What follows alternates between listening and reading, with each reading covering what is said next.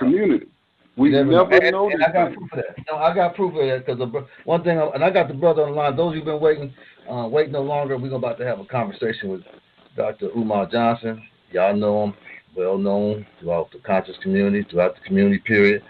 Been on many shows. I heard this already, and we want to ask him about what he's been doing, what he's planning, and how he get up into South Florida.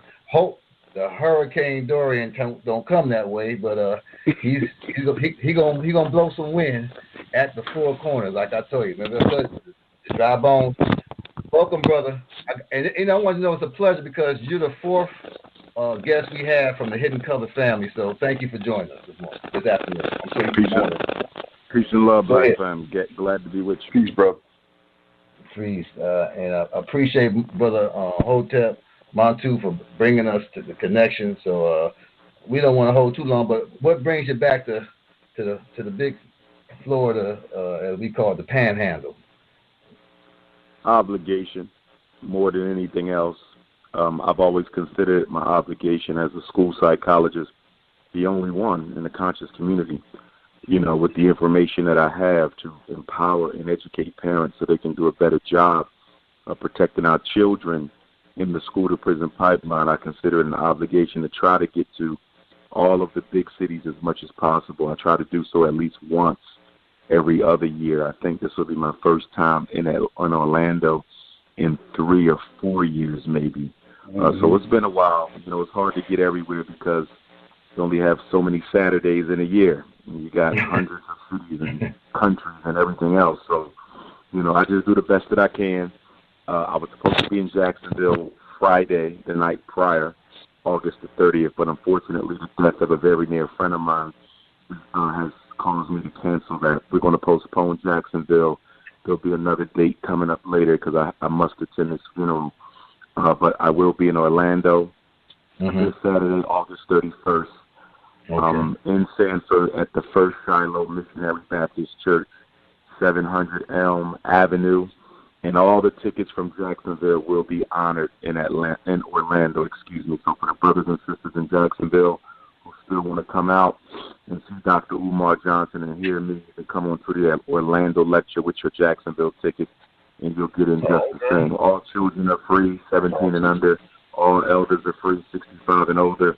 Everyone else can get their tickets at DrUmarJohnson.com or at the door. Looking forward to it. I'm not going to worry about the tornado or the hurricane. I am in a Oya initiative. She controls the hurricane and the tornado, so I'm going to have a conversation with her, and I'm going to redirect that elsewhere so we can raise the consciousness of our people. This will be my first lecture of the new 5th century for Black America. As you know, we completed our 4th century in America, August the 20th, 21st, 2019. We did so in Nat Turner Land, Virginia, with a historic libation. So this will be my first message of the new 5th century. And well, I know you don't want to give it all, but the message for the new 5th century, but you can give us a little bit of, give us some, what you see with the political scene for us in the new 5th century. Well, the political scene is real simple. Nothing's going to change for Black people until they change it for themselves. We still have this white Jesus mindset where we're waiting for somebody white to do something to help Black people. We still have this savior complex. Politics is an extension of the savior complex. I'm going to vote somebody into office and they're going to save Black folks. Never happened, never has happened. As I've always said 1,000,000 times over and over again, and I'm an undergraduate political science major, by the way, and that is, what have Black people ever achieved in America of significance through the vote? You can't name anything. We got out of slavery through blood. We got the Civil Rights Bill through blood. Voting Rights Act through blood. Reconstruction Amendments through blood. Reconstruction Acts through blood. Everything Black people have gotten in this country, from freedom to the vote, we got through blood. And guess what? Everything else you're going to get in America, you're going to get through blood as well. There's not a problem you have that you can vote away. Let's look at the 5 major problems for Black. 5 major problems for Black folks. I'm going to just name them. Miseducation, mass incarceration, police genocide, access to wealth, and economic castration. Can you name a candidate on either side of the aisle, Democrat, Republican, Libertarian, Green Party, Independent. Can you name a candidate, black or white, gay or straight, who has proposed a solution to police genocide, a solution to gentrification, a solution to miseducation, a solution to mass incarceration, a solution to economic castration? Not one of them. The biggest problems black people have will never be changed with a vote. Now, what do you say about people? Now, you mentioned, I'm looking at that you are kinship to both Frederick Douglass and being that he was kind of like in politics, abolitionist, probably was a Republican. How do you tell blacks who really, after Reconstruction, got into politics and really did have wealthy things go on? I mean, there's not every black person. They didn't get wealthy through politics. They got in politics to protect the wealth that they were building. Nobody gets rich in politics. You get in politics to protect your wealth. Every senator is a millionaire. Every president has been a millionaire. So they didn't become millionaires in office. They came into office already millionaires. Politics is to protect your economic interests, not to build it. The problem with black folks, we want to get into politics to get concessions. You don't get concessions in politics. You get in politics to protect the concessions that you have. So what would you do? Our orientation to politics is totally wrong. You don't get in it to get something. You get in it to protect what you built. So that's that, and I agree. That makes a lot to me. That you talking really too. I love it. Now that makes sense. Now, what would you tell people? Because you got to tell them how they're gonna get something by doing what? What they got to do to get this? Because if I'm protecting my wealth, organize. I have to. The white man has organized. He out-organizes black folks. The Chinese man out-organizes black folks. The Mexican, the Latino, the Arab, the East Indian, they out-organize us. We are out-organized as a people. The most honorable Marcus Garvey said the greatest weapon was what? Disorganization. Stokely Carmichael said what? If you organize a little, you get a little done. If you organize some, you get some done. But if you don't organize at all, you don't get nothing done. We are being destroyed through a lack of organization. Not voting, organizing. So all our organizations... Go ahead. Dr. Umar. Dr. Umar, my thing I would ask, being that we have seen what the government has done through destroying our organizations, do you think that now in the climate of this country that they're going to attack even more, even though we're disorganized already? Because I said I heard that they was going to go after some more fringe groups. The black America won't stop. The extermination will not stop. It will only intensify. And why? People ask the question all the time. Why are they still killing us, oppressing us, miseducating us? Aren't we already defeated? Yes, you are. But defeat can be a temporary phenomenon. Extermination is permanent. The goal is not the defeat of black America. The goal is the eradication of black America. They must exterminate the African genotype to prevent its ability from ever reproducing again. See, we've had 4 periods in our experience in America. These 4 centuries, the first century was a century of shock. We didn't know what the hell was going on when slavery first kicked off. Most of us had never heard, more or less seen a white person. Century number 1 was shock. Century number 2 was a fight for our humanity. We fought to be considered as people because we were considered property. Our 3rd century was a century for liberation. We fought to get free, i.e. the culmination of the Civil War. Our 4th century was a struggle for equality. So you had humanity, liberty, equality, and now this is your most dangerous fight, the 5th century. And this is year number 1 of it. And this fight is for survival. This is the most dangerous one because this is for survival. This is for, and I agree, survival of the fittest is a serious thing. Yeah, well, that's the white man's thing. He is survival of the fittest. I mean, you're exactly right. That is how they have control of the world, survival of the fittest. Now, are we dealing with an inhumane people at times that we try to be humane going against something that can be inhumane, that we think they're going to play the game fair and they never do? Is that something that black folks kind of fall for? Well, that's a part of it, but the reason why we're so humane with our oppressor is because we have been taught to love and sympathize with our oppressor. Black people love white people. That's why our women spend the greater part of their disposable income trying to look like white girls. The tummy tucks, the butt tucks, the surgery, the blonde hair. Educated black men marry outside of their race more than all other men in America marry outside of their race put together as a percentage. That is love of your oppressor. As long as you are in awe, as long as you are infatuated with the person that's killing you, you'll never be able to systematically evaluate his agenda against you. This war is profoundly psychological. It's profoundly psychological. We have not made up our minds that we want to be free. Black people don't mind being second-class citizens if they can have a cell phone, a Mercedes-Benz, and a house next to white folks. We are comfortable with our oppression. That's what makes us different from every other group of oppressed people in history. We are comfortable with the oppression. The average black person subconsciously says to him and herself that it's the only price we have to pay to be here with these good white folks is to allow the police to kill one black person a day. If that's the price we got to pay, we'll pay it to be Americans. White folks know us. They made us. Let me ask you this. Let me ask you, because you got so many. You're going to have that in some of these areas that you're going to go into. That many black people feel that they're the original people here. They feel like this is their land. Later, like call themselves the Wichitas, and I had plenty of the Oklahoma tribes been on the radio, and so they kind of have a different thought pattern on, you know. Well, I don't have a problem with that. But my point is, how do we handle? No, but I'm saying if they say, for instance, you're saying it don't matter what you call yourself or how long you've been here. You have no power. I don't care what you call yourself. More, you Seminole, you this, you that.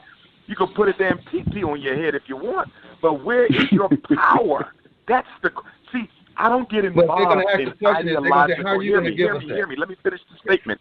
I don't get involved in ideological masturbation sessions where we fight over were we here already and what did we call out. That's irrelevant. That's a history conversation. I'm not interested in that. I'm interested in the future. See, my conversations are all about the future, not the past. And one of the problems we got is we want to keep talking about the past. We were already here. Okay, Negro, you were already here. Now, what are we going to do to take power in the future? See, for me, when we have these conversations, they must be action-based. There must be an action step. You can't change nothing that happened. You can only change what's going to happen, and we need to start focusing on the future. Have you noticed? We always have conferences. Hold on, let me ask you. Because now you brought up the past because you said that we had to look at Frederick Douglass. And I didn't tell you we had to look at Frederick Douglass. You brought up Frederick Douglass, brother. I didn't mention my ancestor one time in this conversation. No, he didn't. No, I'm saying, but I'm reading your bio. You mentioned Frederick Douglass in your bio as being a great abolitionist. Of course, so I have to say, of course. So we have to look. So we have to go look at that in the past to see how great he was. Maybe that will give us some idea of how to actually accomplish some things in this future. That I have no problem with that. There's an African concept known as Sankofa, which is to go back and get that which is useful.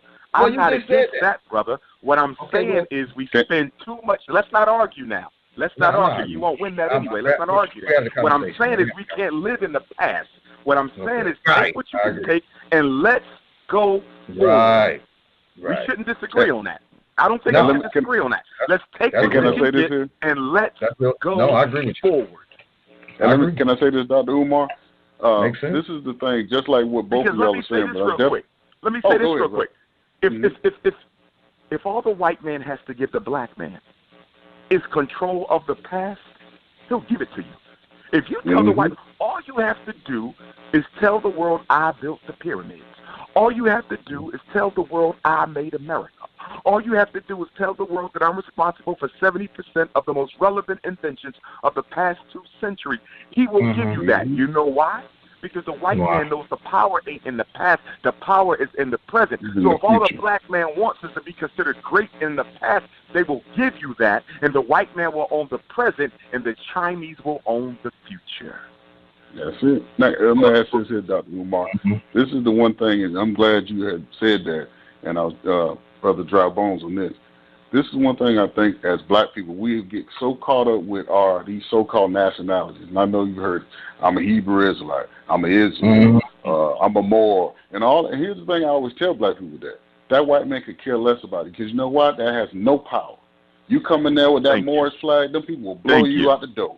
So that kind of rhetoric, we got to get off of that. Think you can go in there and you can recite the stuff from the Bible, talk about you a Hebrew Israelite, they will put you in jail.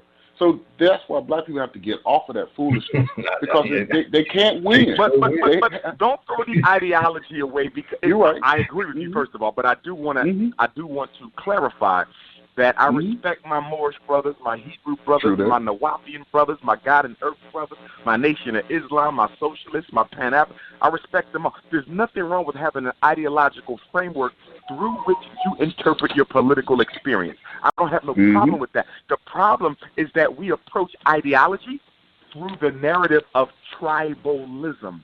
So as opposed to ideology bringing us together, it divides us because we treat it like a religion. I.e., the Christians say, if you haven't accepted Jesus, you're going to hell. I.e., the Muslims say, if you haven't accepted Muhammad as the last prophet, you're going to hell. So we've taken that Eurocentric domination mindset about religion, and we brought it over to consciousness. So if you're not a Hebrew, you're automatically wrong. If you're not a Moor, you're automatically wrong. If you're not a black nationalist, you're automatically wrong. And what I'm saying is we all have something to contribute to the liberation struggle. Diversity should be appreciated and embraced. It should not be rejected. And I would say this to Dr. Umar. What Marcus Garvey did the same thing with his movement. He could care less of what he respected everybody's ideology, but what brought us together was being black. He was the most successful leader in the largest organization and the only black man post-slavery who was leader of the African race. No other leader was a leader of the entire race globally except Garvey, because he was the only one who refused to attach a religion to his movement. He said, if you want to be Christian, go to the church. If you want to be Muslim, go to the mosque. But this organization is about African racial reconstruction. And Garvey was a Christian himself, but he understood the essential necessity of coming together as a race, not a religion. And Garvey was also a Mason. And Garvey was a Mason, a Freemason. Now, let's get real here. Garvey was not a Mason. Mr. Garvey. Okay, Garvey was not a Mason. Okay, I'm not going to argue with you about that. Garvey was not a Mason. Present your facts. Let's ask this question. If Garvey's not a Mason, but his regalia is that he was not a Mason. Okay, if you say he's not a Mason, but I'm going to say is that didn't Garvey have a lot? Garvey had a lot. Garvey show dealing with that because that's not important. But if you have facts, I would love to see. Okay. You say he's not, but we really want to go into how he got. Show the facts. That's all right. Show the facts. I'm a Garvey scholar. Show the facts. So what about the African Blood Brotherhood? Was that a Masonic group too that dealt with Garvey? The African Blood Brotherhood was an enemy to the Honorable Marcus Garvey. There we go. Garvey. They did all this to destroy Garvey. That's right. So whether they were Masons or not, I don't know and don't care, because they were anti-Garvey. Right. But you still got to talk about the history of it. And I'm not going to get that. But the African Blood Brotherhood was a communist movement. That was black socialism. That's right. A communist group. A communist group. You're going to make my points because you're doing it greatly. Communist group that wanted to go against Garvey. Correct. Go ahead. Yes. Brother, correct. Now let me ask you this here. Now, was that in tail with dealing with W.E.B. Du Bois, or was that a different? Here's what people. The W.E.B. Du Bois, and we were just at W.E.B. Du Bois' home in Ghana 2 weeks ago during my trip, but the Garvey-Du Bois feud was not over ideology. W.E.B. Du Bois' mentor was one of the fathers of Pan-Africanism, Alexander Crummell, the first black man to build a literary society in this country, the American Negro Academy, 1897. So Du Bois was a Pan-Africanist himself. The reason he hated Garvey was not over ideology. It was over ego. W.E.B. Du Bois had to wait for Frederick Douglass to transition. He had to wait for Booker T. Washington to transition. So once Booker T. died, he said, I'm going to be the preeminent leader because I'm half white. I got a Ph.D. from Harvard. I've been to Yale and Berlin. And the minute he saw that he was going up on the leadership throne. A fat, dark-skinned, nappy-headed Jamaican got off the banana boat and said, "Up, you mighty race, we can accomplish what you will and organize black people better than any leader we've seen since Douglas." The boy hated Garvey because he feel he stole his right to lead. Yep. That was an ego feud. It was not ideology. Now, let me ask you this. Can I say this real quick? That looks like the same thing happened with Adam Clay Powell with his movement when Martin Luther King came on the scene. Was that kind of like that same dynamics in a way? Similar. Okay. But Adam Clayton Powell never tried to destroy Dr. King the way in which the boy helped destroy the Garvey. He sure did. Right. So true, brother.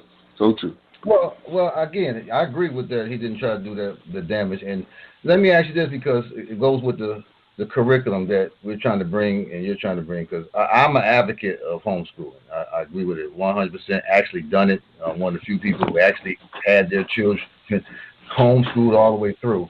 And some of the brothers and sisters here who have done it too, much love to y'all, because that's a hard task. And to see the fruition is beautiful. What kind of curriculum should we be looking for, and who's going to be a part of helping you with this curriculum that's going to be? Well, number one, that depends on the goal of what people's goals are for their school. So I can't tell someone what their goal should be. Now, if we're talking about the Frederick Douglass Marcus Garvey RBG International Leadership Academy for Pan-African Excellence, that goal is to build unapologetically African alpha males with a sincere focus upon nation building. So with our curriculum, the 6 key components will be military and political science, economic and financial science, dietary and nutritional science, agricultural, agronomical science, spiritual, astrological science, science of the black man and the black woman. That's our cornerstone, because our goal is nation building. It's not college prep, okay? It's not exclusively trades, although that will figure prominently into what we're doing. So you have to have a goal. What is the purpose of educating our children? With regard to who's helping me, well, I'm an educator. So half of my Rolodex are educators. My friends are principals. They are curriculum design. I'm a former school principal. I'm a certified school principal. So with regard to help, I don't have to enunciate on that, because I have my own vision, so I don't need but so much help except with the implementation, because I know what I want to do and how I want to do it. So I'm not in need of somebody else to come and tell me how to do it. I already know how to do it. So I'm not looking for people to come and tell me what to do. I'm looking for people to help me realize the vision. All right. I got one quick question, Dr. Umar. I noticed this about 3 or 4 years ago. I know you've seen this. All of a sudden, they were asking Sean Pufford Combs about him creating a young black male. You know, I don't know if it was a high school or a college. They talked to him about it. I don't know if it ever came off the ground. That I know LeBron did his thing in was it Akron, Ohio, and with his prep school, and I think that was more of a high school. I noticed the minute you started, you know, your movement on doing this for young black men, is all of a sudden this other people start popping up with stuff. Do you think that was done at the time just to kind of push that what you were doing out of the way? Absolutely, it was. Absolutely, it was. Jalen Rose's school, LeBron James school, Sean Puffy Combs schools, all those schools came about during my fundraising period. That was no coincidence. The difference is what, though? They're all charter schools. And for me, and I respect all those brothers, but for me, my question for any one of them would be, you guys are multimillionaires. Puffy, you're a billionaire. LeBron, you will soon be a billionaire if you're not already. Why are you opening up a charter school? You don't own a charter school. You don't control a charter school. With the money that you have, why not start an independent school? That school that's in Akron, that's not LeBron James' school. That's a public school. That's a public charter. Puffy School in Harlem, that's a public charter. Jalen Rose in Detroit, those are public charter schools. You don't control them. Those are run by the state. You're given freedom to create your curriculum. You're given freedom to operate the school a certain way, but you got to follow the laws. You got to follow the procedures. You got to have special ed. A charter school is a public school by law. It is an alternative public school. Why would a millionaire want to open up a public school? That's like a millionaire getting a welfare check. Why would you need a welfare check if you're already wealthy? You know why they did that? The reason why they're selling for the charter school is because none of them really want to commit their resources and energy into making sure that school runs properly. So you make it a charter school, it's going to run on autopilot by way the state dictates that charter schools must operate. LeBron James don't make no decisions in that school. Puffy Combs don't make no decisions in that school. Jalen Rose don't make no decisions in those schools. Those are charter schools. You want to impress me? Open up an independent school. But I mean, so you're going to open up a private school, which is going to be funded by those who almost like homeschooling and so forth. If y'all open up a charter, create your own thing. Now you have a building. Where is it located? Because a lot of people, I love how you said you've been going at it for 4 years, and I think that's commendable to keep that dream going for 4 years. Because I knew it was a big battle. I'm sure it was. Where are we at with this thus far, so that people can get an idea what's going on with it? Well, first of all, the school, and we have 2 schools, not one. Okay. We have a campus, 4 buildings, 2 schools, 2 gyms. It's in Wilmington, Delaware. And these are modern school buildings. Where we are now is we are trying to raise $1 million to restore the campus. We own the buildings. They are ours, property of the African race, in trust to FDMG Academy. But we now have to raise the money to renovate. So if we can raise $1 million, we can renovate the entire campus. If we can do $500,000, we can do 2 of the 4 buildings. If we can do $250,000, we can probably renovate the Honorable Marcus Garvey building. And then I'm going to leave the Honorable Frederick Douglass building for later, because that is a much larger building. That's the granddaddy of them all. Large, modern gymnasium, lunchroom, 16 classrooms. We got everything we need in the Frederick Douglass building, but it's going to take more money to renovate. So we're going to start with the Marcus Garvey building. Okay. Dr. Umar, got a quick question. Okay, just a quick question. Now, with this campus, I heard about the one in Delaware. I remember you were saying that something that came up, and you had some people that was going to invest with you, and I forgot what had, some stuff come up. Did some of them people kind of came back to you now by, No. There was 2 athletes. I don't want to call their names. Yeah. Right. One of them reached out to me directly. He was going to donate, but we wasn't able to locate each other for whatever reason. We just kept playing phone tag. Nothing came of that. The other one, by way of his spokesperson, told me that he was going to donate, but then he had pulled back. Those were the only 2 confirmed potential donors that I have. That was years ago, so that's water under the bridge at this point. Right.